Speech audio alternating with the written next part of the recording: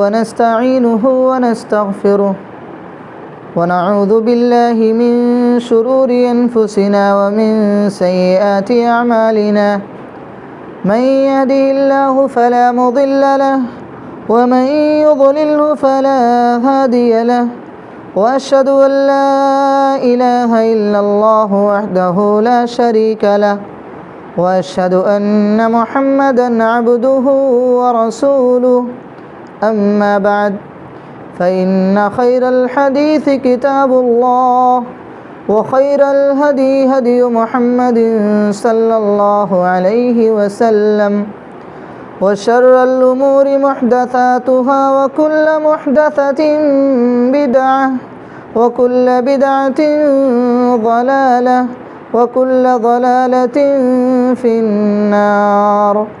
أعوذ بالله السميع العليم من الشيطان الرجيم. بسم الله الرحمن الرحيم. يا أيها الذين آمنوا اتقوا الله حق تقاته ولا تموتن إلا وأنتم مسلمون.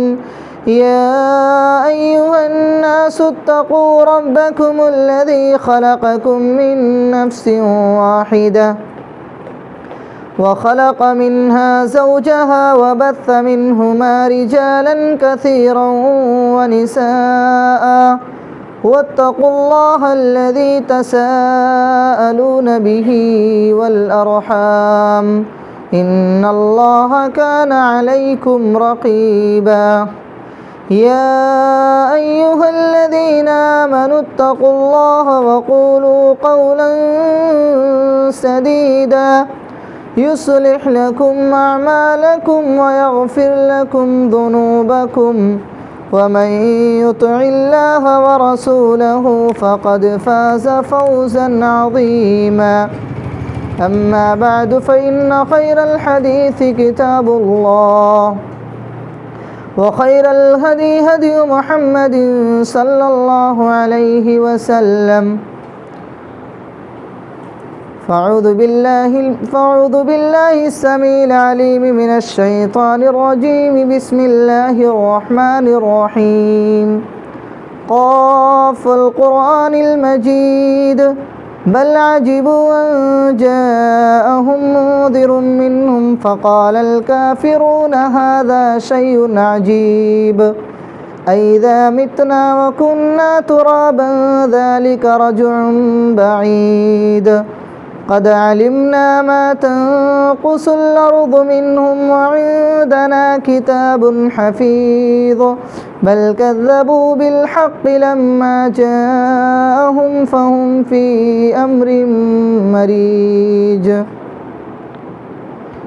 رب اشرح لي صدري ويسر لي أمري واحلل عقدة من لساني يفقه قولي رب زدني علما.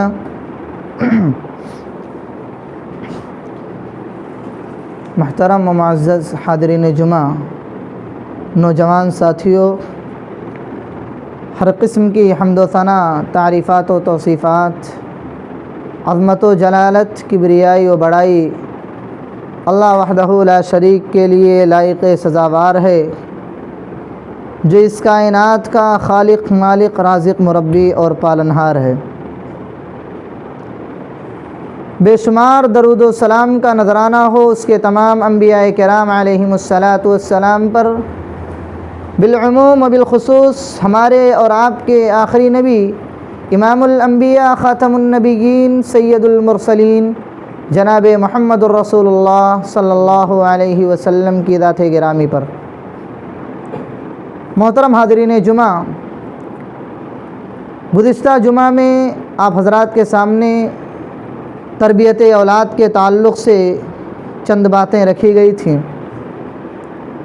جس میں ایک دو حدیثیں آپ کے سامنے پیش کی گئی تھیں، اور اسی طریقے سے حضرت لقمان علیہ السلام نے اپنے بیٹوں کو جو نصیحتیں کی تھیں، جن نصیحتوں کے ذریعے سے اپنے بیٹوں کی تربیت کی تھی حضرت لقمان نے، ان نصیحتوں کو آپ حضرات کے سامنے ذکر کیا گیا تھا۔ آج کے جمعہ میں انشاءاللہ ہم اختصار کے ساتھ آپ حضرات کے سامنے ایک حدیث بیان کریں گے، جس میں پیارے نبی صلی اللہ علیہ وسلم نے ایک صحابی کی تربیت کے لیے یہ حدیث اس صحابی کو سنایا اور اس صحابی کو یہ چیزیں سکھائی، اور وہ صحابی اللہ کے پیارے نبی جناب محمد الرسول اللہ صلی اللہ علیہ وسلم کے چچیرے ذات بھائی عبداللہ ابن عباس رضی اللہ تعالیٰ عنہما تھے۔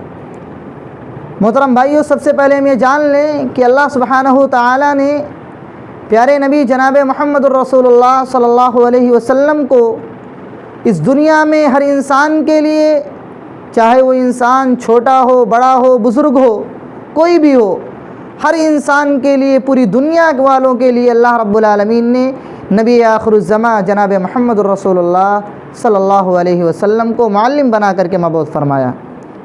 آپ لوگوں کو دینی تعلیمات سے روشناس کرتے تھے، اور اسی طریقے سے آپ بچوں کی تربیت کرتے تھے، اور انہی تربیتوں میں سے ایک تربیت حضرت عبداللہ ابن عباس رضی اللہ تعالیٰ عنہما ہے، جن کی تربیت پیارے نبی صلی اللہ علیہ وسلم نے کی ہے۔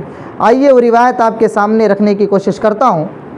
حضرت عبداللہ بن عباس رضی اللہ تعالیٰ عنہما جو مفسر قرآن ہیں، پیارے نبی صلی اللہ علیہ وسلم کے چچا کے بیٹے ہیں، آپ کے چچیرے ذات بھائی ہیں، کہتے ہیں کہ اللہ کے نبی جناب محمد الرسول اللہ صلی اللہ علیہ وسلم نے فرمایا، الا اعلمک بکلمات ينفعک اللہ بہن، یا غلام الا اعلمک بکلمات ينفعک اللہ بہن۔ اس وقت حضرت عبداللہ بن عباس رضی اللہ تعالیٰ عنہما بہت چھوٹے بچے تھے، اور پیارے نبی صلی اللہ علیہ وسلم کے پیچھے سواری پر سوار تھے، آپ کے پیچھے بیٹھے ہوئے تھے، اور کہتے ہیں کہ میں جب نبی صلی اللہ علیہ وسلم کے پیچھے بیٹھا ہوا تھا تو اللہ کے نبی صلی اللہ علیہ وسلم نے مجھے کہا، اے پیارے بچے، کیا میں تمہیں نفع بخش باتیں نہ بتاؤں جن کے ذریعے سے اللہ سبحانہ تعالیٰ تمہیں نفع پہنچائے گا، تمہیں فائدہ پہنچائے گا؟ عبداللہ ابن عباس رضی اللہ تعالیٰ عنہما کہنے لگے، قالوا بلا یا رسول اللہ، کہنے لگے اللہ کے رسول صلی اللہ علیہ وسلم کیوں نہیں، آپ مجھے ضرور بتلائیے، آپ مجھے وہ نفع بخش باتیں سکھلائیے۔ اللہ کے نبی صلی اللہ علیہ وسلم نے 10 بنیادی باتیں حضرت عبداللہ ابن عباس رضی اللہ تعالیٰ عنہما کو سکھائیں۔ پہلی بات جو اللہ کے نبی صلی اللہ علیہ وسلم نے حضرت عبداللہ ابن عباس رضی اللہ تعالیٰ عنہما کو سکھائی وہ یہ تھی کہ اللہ کے نبی صلی اللہ علیہ وسلم نے فرمایا، احفظ اللہ یحفظک، اے بچے تو اللہ رب العالمین کی حفاظت کر، اللہ تیری حفاظت کرے گا۔ کیا مطلب اللہ کی حفاظت کر؟ یعنی اللہ رب العالمین کے دین کی حفاظت کر، اللہ رب العالمین کے بتائے ہوئے احکام کے مطابق اپنی زندگی گزار۔ اللہ رب العالمین نے جن احکام کو نازل کیا ہے اس احکام کے مطابق اپنی زندگی کو گزارو، اور اسی طریقے سے جن چیزوں سے اللہ سبحانہ تعالیٰ نے منع کیا ہے ان چیزوں سے باز آ جاؤ، ان چیزوں سے رک جاؤ۔ یحفظک اللہ، اللہ تمہاری حفاظت کرے گا۔ اگر تم ایسا کرو گے، اللہ رب العالمین کے احکام پر عمل کرو گے، اللہ رب العالمین کے بتائے ہوئے طریقے کے مطابق اپنی زندگی گزارو گے، اللہ رب العالمین نے جن چیزوں کو حرام کیا ہے، حرام کردہ چیزوں سے بچو گے تو اللہ رب العالمین تمہاری حفاظت کرے گا۔ اس کے بعد دوسری بات سکھلاتے ہیں، احفظ اللہ تجدہ تجاہک، تو اللہ رب العالمین کے احکام کی حفاظت کر۔ اللہ رب العالمین نے جو احکام نازل کیا ہے اس کی حفاظت کر، اللہ تیری مدد فرمائے گا، اللہ رب العالمین تیری مدد ہمیشہ کرے گا۔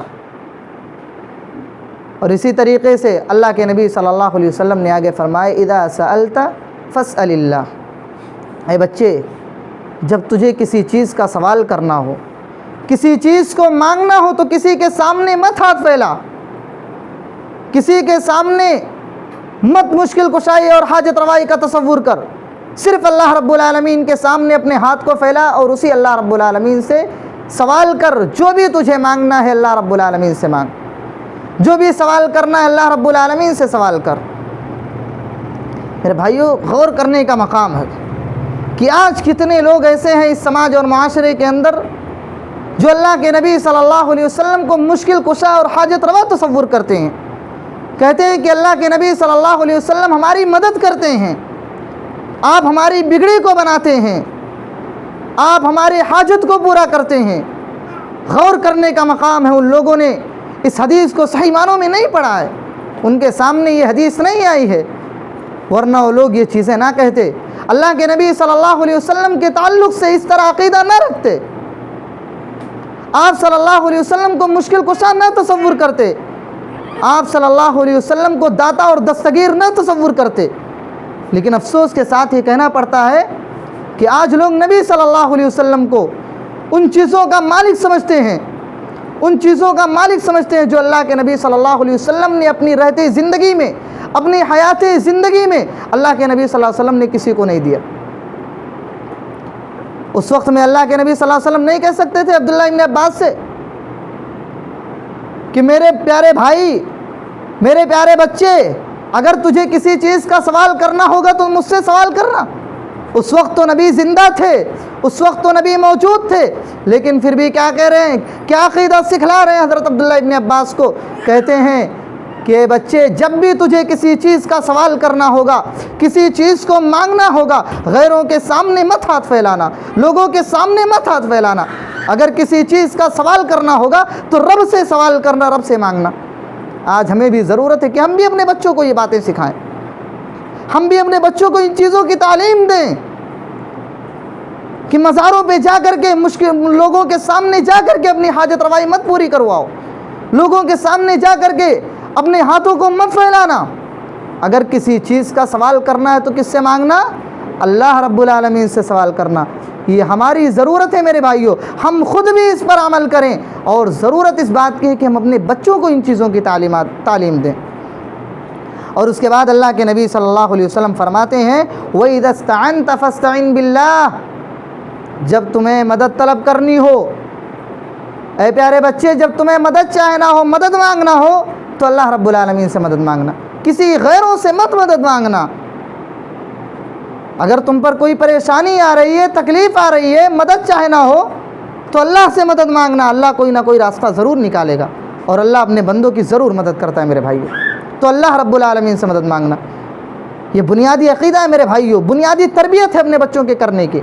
یہ سب سے پہلے ہمیں اپنے ذہنوں کے اندر یہ بات لانی چاہیے۔ اگر ہمارا عقیدہ صحیح نہیں رہے گا، اگر ہم ان چیزوں پر صحیح معنوں میں نہیں جانیں گے ان چیزوں کو، تو ہم اپنے بچوں کو بھی ان چیزوں کی تعلیم نہیں دے پائیں گے۔ تو ضرورت اس بات کی کہ ہم خود بھی اس پر عمل کریں، خود بھی اس عقیدے کو اپنائیں، اور اس کے بعد اپنے بچوں کو بھی اس چیز کی تعلیم دیں کہ بچے، اگر تجھے کسی چیز کی مدد طلب کرنی ہوگی، اگر تجھے کسی چیز کی مدد مانگنی ہوگی تو رب سے مدد مانگنا، اس کے علاوہ کسی کے سامنے اپنے ہاتھ کو مت پھیلانا۔ اس کے بعد اللہ کے نبی صلی اللہ علیہ وسلم پانچویں نصیحت جو کرتے ہیں عبداللہ ابن عباس رضی اللہ تعالیٰ عنہما کو، وہ کہتے ہیں کہ وَاعْلَمْ أَنَّ الْأُمَّةَ لَوِ اجْتَمَعَتْ عَلَىٰ أَن يَنفَعُوكَ بِشَيْءٍ لَمْ يَنفَعُوكَ إِلَّا بِشَيْءٍ قَدْ كَتَبَهُ اللَّهُ لَكَ۔ اللہ اکبر، کتنی بڑی بات ہے اللہ کے نبی صلی اللہ علیہ وسلم نے کہا کہ اگر پوری دنیا کے لوگ اکٹھے ہو جائیں، پوری کائنات کے لوگ اکٹھے ہو جائیں، اور بچے تجھے کوئی نفع پہنچانا چاہے تو نہیں پہنچا سکتے، لم ينفعوك الا بشيء، ذرہ برابر بھی تجھے نفع نہیں پہنچا سکتے، مگر اتنا ہی، الا بشيء، مگر اتنا ہی جتنا کہ اللہ نے قد كتبہ اللہ لک، تمہاری مقدر میں لکھ دیا ہے، تمہاری تقدیر میں اللہ رب العالمین نے لکھ دیا ہے، اتنا ہی لوگ تمہیں مدد پہنچا سکتے ہیں، اتنا ہی لوگ تمہیں فائدہ پہنچا سکتے ہیں۔ اور اس کے بعد کہتے ہیں وَإِنِ اجْتَمَعُوا عَلَىٰ أَن يَضُرُّوكَ بِشَيْءٍ لَمْ يَضُرُّوكَ إِلَّا بِشَيْءٍ قَدْ كَتَبَهُ اللَّهُ عَلَيْكَ۔ اور بچے یہ بھی یاد رکھنا کہ اگر پوری کائنات کے لوگ مل کر کے تمہیں نقصان پہنچانا چاہیں، تمہیں کسی چیز کی تکلیف دینا چاہیں، تو یہ بچے کوئی تمہیں نقصان نہیں پہنچا سکتے، کوئی تمہیں تکلیف نہیں دے سکتے، الا بشیء، مگر اتنا ہی قد کتبہ اللہ علیک، جتنا کہ اللہ نے تمہارے مقدر میں لکھ دیا ہے، جتنا اللہ نے تمہارے مقدر میں لکھ دیا کہ یہ تکلیف تمہیں آنی ہے، یہ مصیبت تمہیں آنی ہے، یہ پریشانی تمہیں آنی ہے، وہ تکلیف تمہیں آ کر کے رہے گی۔ اس کے علاوہ کوئی یہ سوچے کہ دنیا والے مجھے تکلیف دیں گے، تو یہ نہیں ہو سکتا ہے میرے بھائیوں۔ اگر وہ تکلیف دے رہے ہیں تو رب کی طرف سے ہے، رب نے تمہارے مقدر میں لکھا ہے، اس لیے اللہ رب العالمین، اس لیے وہ لوگ تمہیں تکلیف دیں گے، اور اتنا ہی تکلیف دیں گے جتنا اللہ نے تمہارے مقدر میں لکھا ہے۔ اس کے بعد اللہ کے نبی صلی اللہ علیہ وسلم حضرت عبداللہ بن عباس رضی اللہ تعالیٰ عنہما کو کہتے ہیں رفعت الاقلام وجفت الصحف کہ قلم اٹھا لیے گئے ہیں، قلم اٹھا لیے گئے ہیں اور صحیفے خشک ہو چکے ہیں۔ کیا مطلب میرے بھائیو؟ یعنی تقدیر لکھی جا چکی ہے انسان کی۔ انسان کو دنیا میں پیدا کرنے سے پہلے ہی رب نے اس کی تقدیر لکھ دی کہ اس کے مقدر میں کیا ہونے والا ہے، اس کو کتنی غمی ملے گی، کتنا خوش وہ انسان ہوگا، کتنا مال و دولت اللہ رب العالمین اس کو دے گا، کتنا رزق اسے ملے گا۔ ساری چیزیں اللہ رب العالمین نے اس انسان کے مقدر میں لکھ دیا ہے۔ تو تکلیف اتنی ہی مل سکتی ہے جتنا اللہ نے تمہارے مقدر میں لکھا ہوگا، نفع اتنا ہی مل سکتا ہے جتنا اللہ نے تمہارے مقدر میں لکھا ہوگا، رزق اتنا ہی مل سکتا ہے جتنا اللہ نے تمہارے مقدر میں لکھا ہوگا۔ افسوس کے ساتھ یہ کہنا پڑتا ہے میرے بھائیوں کہ آج لوگ رزق کے چکر میں، مال و دولت کے چکر میں آج نمازوں کو قربان کر دیتے ہیں۔ اللہ کی قسم یہ ہمارے اندر ایمان نہیں ہے۔ آج ہم عقیدے میں بہت کمزور ہو چکے ہیں۔ آج ہم سوچتے ہیں کہ کسٹمر ہمارے پاس نہیں آئے گا اگر ہم نماز پڑھنے چلے جائیں گے، ہمارا 10,000 کا نقصان ہو جائے گا۔ نہیں میرے بھائیوں، کبھی نہیں ہو سکتا ایسا۔ جتنا رب نے تمہارے مقدر میں لکھ دیا اتنا تمہیں مل کر کے رہے گا۔ اگر تم اللہ رب العالمین کی تقدیر پر ایمان لاتے ہو تو اللہ تمہیں اتنا ہی دے گا جتنا تمہارے مقدر میں لکھا ہوا ہے۔ یہ سوچو کہ میں دکان بند کر دوں گا میرا نقصان ہو جائے گا، یہ نہیں ہو سکتا ہے۔ تمہارا نقصان کبھی نہیں ہوگا۔ اور ایسے لوگوں کے بارے میں تو اللہ نے کہا ایسے لوگوں کا فائدہ ہوگا، اللہ ایسے لوگوں کے رزق میں برکت دیتا ہے جو اپنی تجارت کے ذریعے سے نماز کو بھی پڑھتے ہیں، تجارت بھی کرتے ہیں، اللہ کی عبادت بھی کرتے ہیں، اللہ ایسے لوگوں کے رزق میں برکت دے دیتا ہے۔ اور ایسے لوگوں کا اللہ رب العالمین قیامت کے دن ایسے لوگوں کا حشر ولیوں کے ساتھ، انبیاء کے ساتھ کرے گا۔ کتنے خوش نصیب ہیں وہ تجار، وہ تجارت کرنے والے جو تجارت کے ساتھ ساتھ اللہ رب العالمین کی عبادت بھی کرتے ہیں، اللہ کے بتائے ہوئے فرامین پر عمل بھی کرتے ہیں، قرآن و سنت کے مطابق تجارت کرتے ہیں۔ ایسے لوگوں کے بارے میں بھی بڑی خوشخبری آئی ہے میرے بھائیوں۔ ایسا نہیں ہے کہ جو انسان تجارت کرتا ہے شریعت نے تجارت کرنے سے منع کیا، نہیں میرے بھائیوں، بالکل نہیں۔ شریعت نے تجارت کرنے سے منع نہیں کیا، شریعت تو بلکہ اس کی تاکید کرتا ہے، اس کی اجازت دیتا ہے۔ یہاں تک شریعت کہتا ہے کہ جیسے تم نماز پڑھ لو فوراً اپنی تجارت کے لیے نکل جاؤ، کاروبار کے لیے نکل جاؤ، کہاں تمہیں شریعت منع کرتا ہے؟ لیکن جب مؤذن حی علی الصلاۃ حی علی الفلاح کی صدائیں بلند کرے فوراً رب کے دربار میں آ جاؤ، فوراً نماز پڑھنے کے لیے آ جاؤ، اللہ کے سامنے اپنے سر کو جھکا دو۔ یہ بھی شریعت حکم دیتا ہے۔ اگر اس طریقے سے کرو گے تو اللہ رب العالمین تمہاری مدد کرے گا۔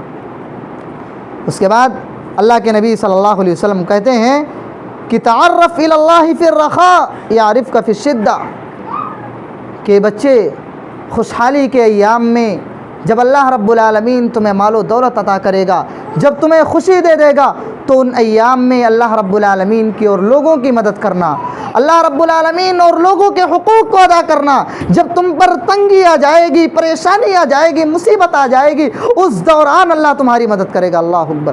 کتنی بڑی خوشی کی بات ہے میرے بھائی کہ جو انسان تنگی کے حالت، خوشحالی کے حالت میں اللہ رب العالمین کے راستے میں خرچ کرتا ہے، لوگوں کی مدد کرتا ہے۔ اللہ کے نبی صلی اللہ علیہ وسلم فرماتے ہیں کہ جب انسان کے اوپر تنگ دستی آ جائے گی تو اللہ اس کی مدد کرے گا، اللہ اس کے ساتھ رہے گا۔ اس کے بعد اللہ کے نبی صلی اللہ علیہ وسلم فرماتے ہیں وَاعْلَمْ أَنَّ مَا أَخْطَأَكَ لَمْ يَكُنْ لِيُصِيبَكَ وَمَا أَصَابَكَ لَمْ يَكُنْ لِيُخْطِئَكَ، اور اس بات کو اچھی طرح جان لو کہ اللہ رب العالمین جو چیز تم سے لے لے وہ تجھے ہرگز نہیں مل سکتی، اور جو چیز اللہ رب العالمین تمہیں عطا کرنا چاہے دنیا کی کوئی بھی طاقت اسے نہیں روک سکتی۔ ہم کما رہے ہیں، کام دھندا کر رہے ہیں، بہت پیسہ کما لیے، بہت مال و دولت اکٹھا کر لیے، بینک میں جگہ نہیں ہے پیسہ رکھنے کی، لیکن اللہ نہ کرے کہ وہی پیسہ ہمارا اللہ رب العالمین کسی دوسرے راستے سے چھین لے۔ ہم تو کما لیے پیسہ، اللہ رب العالمین کی نافرمانی کر کے، اللہ کو ہم اور آپ اللہ رب العالمین کو ناراض کر کے ہم مال و دولت کما لیے، خوب کما لیے، لیکن اللہ رب العالمین تمہیں ایک بیماری دے دے اور اس بیماری کے ذریعے سے تمہارا سارا مال و دولت اللہ رب العالمین لٹا دے، کیا کرو گے میرے بھائیو؟ کیا کر سکتے ہو؟ کچھ نہیں کر سکتے۔ لیکن جب اللہ کی عبادت کرو گے، نمازوں کی پابندی کرو گے، اللہ سے دعائیں کرو گے، تو اللہ رب العالمین تمہارے اس مال و دولت میں برکت دے گا، تمہارے رزق میں برکت دے گا۔ یہی اللہ کے نبی صلی اللہ علیہ وسلم یہی عقیدہ سکھلانا چاہتے ہیں عبداللہ ابن عباس رضی اللہ تعالیٰ عنہ کو، کہ بچے اگر اللہ رب العالمین تجھے کوئی چیز دینا چاہے تو دنیا کی کوئی ایسی طاقت نہیں ہے کہ وہ چیز تم سے روک لے، وہ تمہیں مل کر کے ہی رہے گی۔ اور اگر کسی چیز کو تم سے چھیننا چاہے تو دنیا کے سارے لوگ اکٹھے ہو جائیں، مل جائیں اور یہ چاہیں کہ اس کو روک لیں، نہیں روک سکتے۔ یہ ہمارا اور آپ کا عقیدہ ہونا چاہیے۔ اور اس کے بعد اللہ کے نبی صلی اللہ علیہ وسلم فرماتے ہیں وَاعْلَمْ أَنَّ النَّصْرَ مَعَ الصَّبْرِ، اور جان لو کہ اللہ رب العالمین کی مدد اس وقت ملے گی جب انسان صبر کرتا ہے۔ آج ہمارے پاس اللہ کی مدد کیوں نہیں آتی؟ کیونکہ ہم بے صبرے ہو چکے ہیں، ہمارے اندر صبر نام کی کوئی چیز نہیں۔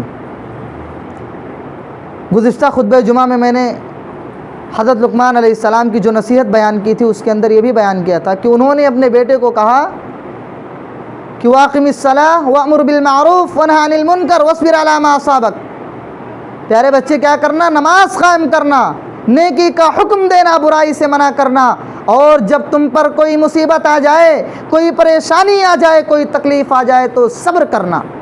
اور اللہ نے سورہ بقرہ کے اندر کیا فرمایا؟ یا ایھا الذین آمنوا استعینوا بالصبر والصلاۃ، اے لوگو اگر چاہتے ہو کہ اللہ کی مدد تمہارے ساتھ شامل حال ہو، اگر تم اللہ کی مدد چاہتے ہو تو نماز قائم کرو، صبر کرو، نماز قائم کرو۔ صبر اور نماز کے ذریعے سے اللہ تمہاری مدد کرے گا۔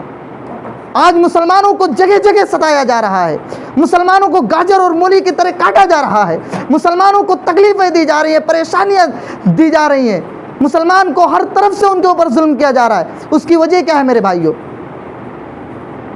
کہ آج ہم اللہ کی عبادت نہیں کرتے، آج ہمارے اندر صبر کا مادہ ختم ہو چکا ہے۔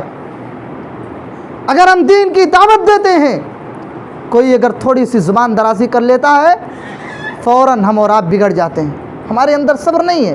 پیارے نبی صلی اللہ علیہ وسلم کے واقعات کو پڑھو، پیارے نبی کی سیرت کو پڑھو، کس طریقے سے اللہ کے نبی صلی اللہ علیہ وسلم لوگوں کو دعوت دیتے تھے، کس طریقے سے اللہ کے نبی صلی اللہ علیہ وسلم کو لوگ ستاتے تھے۔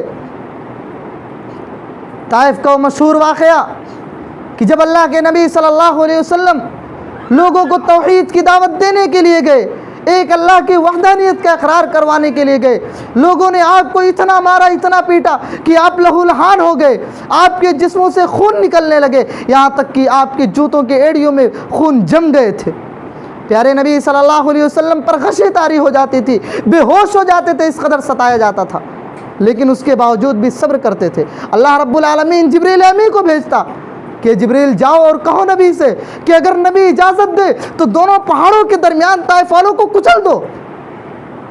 لیکن پیارے نبی کا طریقہ کیا تھا؟ کہ آپ نے جبریل کو اجازت دی؟ نہیں میرے بھائیو، صبر کیا۔ تو صبر بہت بڑی چیز ہے میرے بھائیو۔ اگر ہم چاہتے ہیں کہ اللہ کی مدد ہمارے ساتھ ہو، اگر اللہ کی مدد شامل حال ہو تو صبر کرو میرے بھائیو، صبر کرو اور نماز کی ادائیگی کرو، نماز کو پڑھو، ورنہ اللہ کی مدد ہمارے ساتھ نہیں آ سکتی ہے۔ آج لوگ کہتے ہیں ہم مسلمان ہیں، اہل حدیث ہیں، لیکن جب ان چیزوں میں دیکھا جائے، عقیدے کے معاملات میں دیکھا جائے، عبادت کے معاملات میں دیکھا جائے تو ہم بالکل کورے ہیں میرے بھائیو۔ ہم اہل حدیث کے مسلمان کہلانے کے قابل نہیں، ہم اپنے آپ کو مسلمان کہتے ہیں، مسلمان کہلانے کے قابل نہیں۔ گرچہ ہم ظاہری طور پر شرک نہیں کرتے، لیکن رب کا قرآن تو کہتا ہے واقیموا الصلاۃ ولا تکونوا من المشرکین، نماز قائم کرو، مشرکوں میں سے مت ہو جاؤ۔ اس کا مفہوم دیکھو میرے بھائیو، کیا مفہوم نکلتا ہے؟ نماز قائم نہیں کرو گے تو کیا ہو جاؤ گے؟ مشرک ہو جاؤ گے، مشرکوں میں سے ہو جاؤ گے۔ میرے بھائیو، اگر مدد طلب کرنی ہے، اللہ کی مدد چاہنی ہے تو ہمیں اور آپ کو صبر کرنا پڑے گا۔ اس کے بعد اللہ کے نبی صلی اللہ علیہ وسلم حضرت عبداللہ بن عباس رضی اللہ تعالیٰ عنہما کو نصیحت کرتے ہوئے کہتے ہیں وَأَنَّ الْفَرَجَ مَعَ الْكَرَبِ، اور ہر پریشانی کے بعد خوشحالی یقینی ہے۔ جب اللہ رب العالمین انسان کو پریشانی دیتا ہے، تکلیف دیتا ہے، مصیبت دیتا ہے، تو اس کے بعد انسان کے پاس خوشحالی بھی آتی ہے، اللہ اس کو خوش و خرم بھی کر دیتا ہے۔ یہ نہیں کہ ہمیشہ وہ انسان تنگ دست رہے گا، پریشان رہے گا۔ اللہ کے نبی نے فرمایا صبر کرنا چاہیے. جب انسان کے پاس اللہ رب العالمین تکلیفیں دیتا ہے، انسان کو پریشانیاں دیتا ہے، تو اس کے بعد اگر انسان صبر کرتا ہے اللہ رب العالمین اس کو خوشحال بھی بناتا ہے. اس کے بعد اللہ کے نبی صلی اللہ علیہ وسلم نصیحت کرتے ہوئے آخری نصیحت حضرت عبداللہ بن عباس رضی اللہ تعالیٰ عنہما کو کرتے ہیں کہ وَأَنَّ مَعَ الْعُسْرِ يُسْرًا، اور ہر تنگی آسانی اور آسودگی کو لے کر کے آتی ہے. جب انسان پر کوئی تنگی آتی ہے، کوئی پریشانی آتی ہے، تو اس کے بعد اس کے لیے اللہ رب العالمین آسانی کر دیتا ہے. آسانی کا راستہ اللہ رب العالمین اس کے لیے کھول دیتا ہے جب بندہ اللہ رب العالمین کی مدد کرتا ہے. تو میرے بھائیو، یہ 10 نصیحتیں جو میں نے آپ کے سامنے بیان کی، یہ بڑوں اور بچوں سب کے لیے انمول موتی ہیں.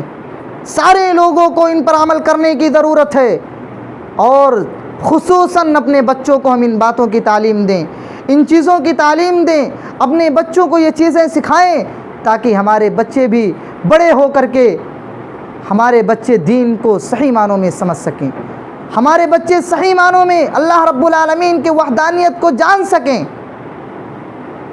کہ اگر ہمیں مدد طلب کرنی ہے، اگر ہمیں مدد مانگنی ہے، اگر ہمیں سوال کرنا ہے، اگر ہمیں کوئی چیز مل رہا ہے نہیں مل رہا ہے، تو اس کی وجہ کیا ہے؟ کیا یہ اللہ رب العالمین کی جانب سے یا انسانوں کی طرف سے؟ تو جب ہم اپنے بچوں کو یہ ساری چیزیں بتائیں گے، ان چیزوں کی تعلیم دیں گے، تب ہمارے بچے صحیح معنوں میں اللہ رب العالمین کے فرما بردار بنیں گے. آج کل کیا ہوتا ہے میرے بھائیوں، آج ہم اپنے بچوں کو دینی تعلیم نہیں دیتے. ہمارے بچے پیدا ہوتے ہیں، 4 سال کے ہوتے ہیں، 5 سال کے ہوتے ہیں، اپنے بچوں کو ہم اسکولوں میں کالجوں میں بھیج دیتے ہیں. عیسائیوں کے اسکولوں میں اپنے بچوں کو بھیج دیتے ہیں، یہودیوں کے اسکولوں میں اپنے بچوں کو بھیج دیتے ہیں، اپنے بچوں کو دینی تعلیم بھی نہیں دیتے ہیں. ہمارے بچے الف بھی نہیں جانتے ہیں کہ الف کیا ہوتا ہے، ہمارے بچے بسم اللہ کہنا بھی نہیں جانتے ہیں. جب ہم نے بچوں کو نماز کی تعلیم دیں گے، نماز کا حکم دیں گے، کیا پڑھیں گے ہمارے بچے نماز؟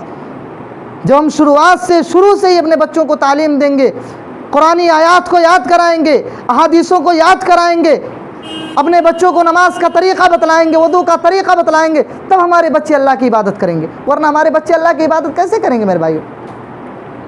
اور افسوس کے ساتھ یہ کہنا پڑتا ہے کہ آج ہمارے بچوں کو اگر پوچھ لیا جائے کہ اسلام کی بنیادی چیزیں کتنی ہیں، اسلام کے بنیادی ارکان کتنے ہیں، اتنا آسان سوال رہتا ہے لیکن نہیں پتہ. مکتب میں بچوں کو یہ ساری چیزیں چھوٹے پہ ہی سکھا دی جاتی ہیں، لیکن ہمارے بچوں کو نہیں پتہ ہے. ہمارے بچوں کو کیا پتہ رہے گا جب باپ کو نہیں پتہ رہتا ہے؟ اگر پوچھ لیا جائے لوگوں سے، کتنے لوگوں کو معلوم ہے؟ 95% لوگوں کو نہیں معلوم رہے گا. یہ بات یقینی ہے کہ ہم میں سے بہت سارے ایسے لوگ ہیں جن کو یہ نہیں پتا کہ اسلام کیا ہوتا ہے، اسلام کا معنی کیا ہوتا ہے، اس کا مفہوم کیا ہوتا ہے، اسلام کی بنیادی چیزیں کتنی ہیں. ہم یہ بنیادی چیزوں کو نہیں جانتے. ہمارے بچے کیا آگے چل کر کے اللہ کے فرما بردار بنیں گے؟ یہی وجہ ہے کہ آج جو مسلمانوں کے بچے، مسلمانوں کی بچیاں ارتداد کے شکار ہو رہے ہیں، غیروں کے مذاہب کو اپنا رہے ہیں، ان میں سے ایک وجہ یہ بھی ہے کہ آج ہم نے اپنے بچوں کو دین کی تعلیمات نہیں دی ہے. آج ہم نے بچوں کو اللہ رب العالمین کا خوف نہیں یاد دلایا ہے.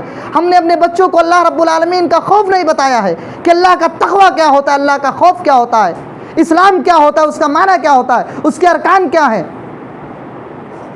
یہ ساری چیزیں ہم اپنے بچوں کو نہیں بتاتے ہیں. یہی وجہ ہے کہ آج ہمارے بچے اپنے گھروں سے نکل کر کے غیروں کے مسالک کو اپنا رہے ہیں، غیروں کے مذاہب کو اپنا رہے ہیں، اور اس کے بعد والدین کف افسوس کرتے ہیں، بعد میں ہاتھ ملتے ہیں کہ ہمارا بچہ نکل گیا میرے ہاتھ سے.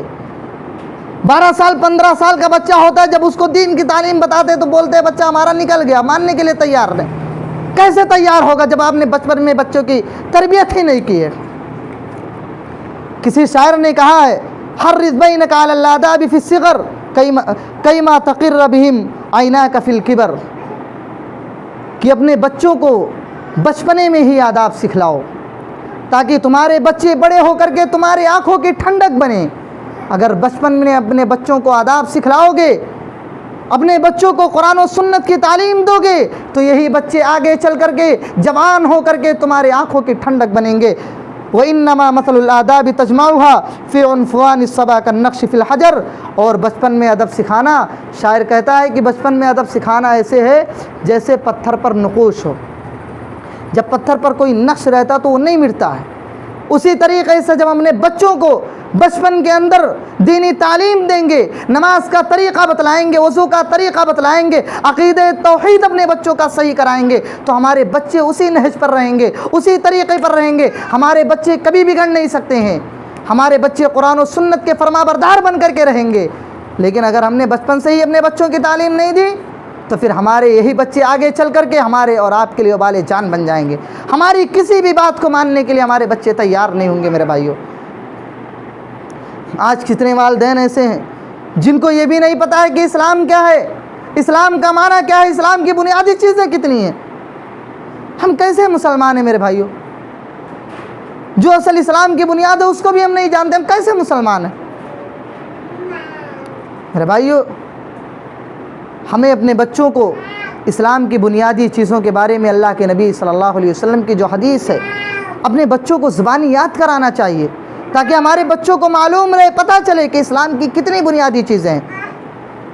بنیادی باتوں کو ہمیں اپنے بچوں کو سکھانا چاہیے۔ پیارے نبی صلی اللہ علیہ وسلم نے فرمایا بنی الاسلام علی خمس، شہادت ان لا الہ الا اللہ وان محمدا عبدہ ورسولہ واقام الصلاۃ وایتاء الزکاۃ وصوم رمضان وحج بیت اللہ۔ پیارے نبی صلی اللہ علیہ وسلم فرماتے ہیں کہ اسلام کی بنیادی 5 ارکان ہیں، 5 چیزیں ہیں جو اسلام کے بنیادی پلرز ہیں۔ کون کون سے ہیں؟ پہلی چیز، اس بات کی گواہی دینا کہ اللہ کے علاوہ کوئی معبود برحق نہیں، کوئی معبود حقیقی نہیں، اور محمد الرسول اللہ صلی اللہ علیہ وسلم اللہ کے بندے اور اس کے رسول ہیں۔ اللہ کے بندے بھی ہیں اور اس کے رسول بھی ہیں۔ لیکن آج کتنے ایسے لوگ ہیں جو نبی علیہ الصلاۃ والسلام کو اللہ کا بندہ ہی تصور نہیں کرتے ہیں۔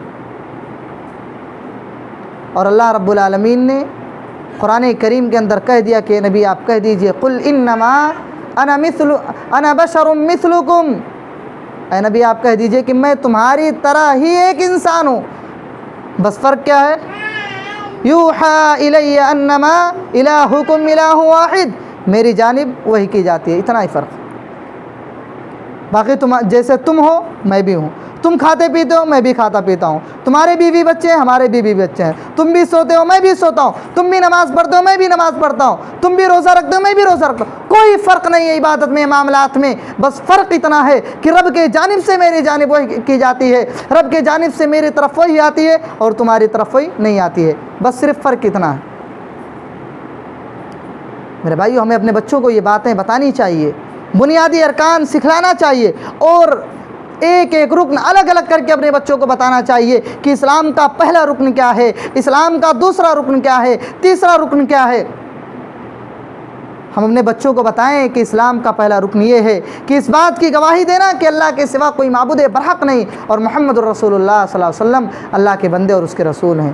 اسلام کا دوسرا رکن یہ ہے کہ نماز قائم کرنا۔ اللہ نے قرآن کے اندر فرمایا واقیموا الصلاۃ، اللہ رب العالمین نے قرآن کریم میں ارشاد فرمایا واقم الصلاۃ وامر بالمعروف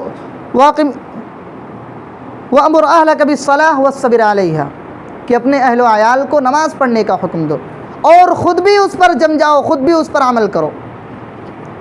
لیکن آج جب والدین نماز نہیں پڑھتا ہے، والدین ہی نماز نہیں پڑھتے، کیا بچوں کو حکم دیں گے نماز پڑھنے کے؟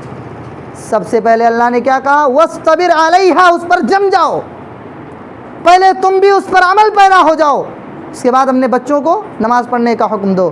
پیارے نبی کی حدیث آتی ہے مروا اولادکم بالصلاۃ وہم ابناء 7 سنین، اپنے بچوں کو نماز کا حکم دو جب تمہارے بچے 7 سال کے ہو جائیں۔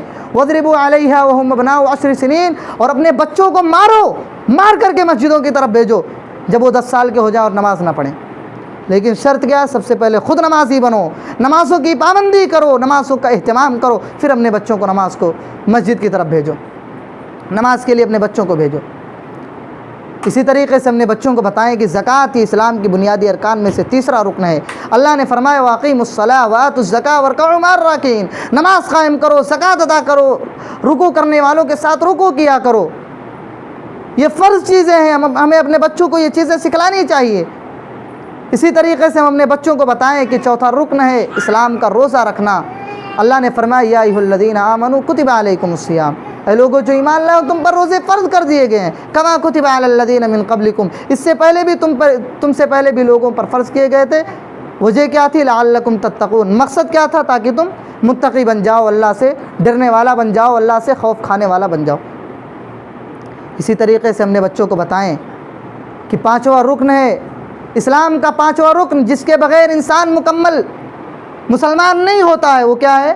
حج، اگر استطاعت ہے۔ اللہ نے کیا کہا؟ وَلِلَّهِ عَلَى النَّاسِ حِجُّ الْبَيْتِ مَنِ اسْتَطَاعَ إِلَيْهِ سَبِيلًا، اللہ رب العالمین کے راستے میں ایک مرتبہ ضرور جاؤ، ایک مرتبہ ضرور حج کرو اگر اللہ رب العالمین نے تمہیں استطاعت دی ہے۔ اگر استطاعت ہے تو تم پر ایک مرتبہ حج کرنا فرض ہے، واجب ہے، ضروری ہے۔ تو میرے بھائیوں وقت نہیں ہے، ورنہ اور بھی باتیں آپ کے سامنے ذکر کرتا، بس انہی چند باتوں پر میں اکتفا کرتا ہوں، اور اللہ رب العالمین سے دعا کرتا ہوں کہ باری الہی تو ہم تمام مسلمانوں کو ان تمام باتوں پر کہنے اور سننے سے زیادہ عمل کی توفیق عطا فرمائے۔ باری الہی سب سے پہلے تو ہماری اصلاح کرنے والا بنائے، اور اس کے بعد پھر ہمیں اپنے بچوں کی صحیح معنوں میں تربیت کرنے والا، ان کی اصلاح کرنے والا بنائے۔ اے باری الہی ہم میں سے جو پریشان ہیں تو ان کی پریشانیوں کو دور فرما۔ اے باری الہی ہم میں سے جو اس دنیا سے رخصت ہو چکے ہیں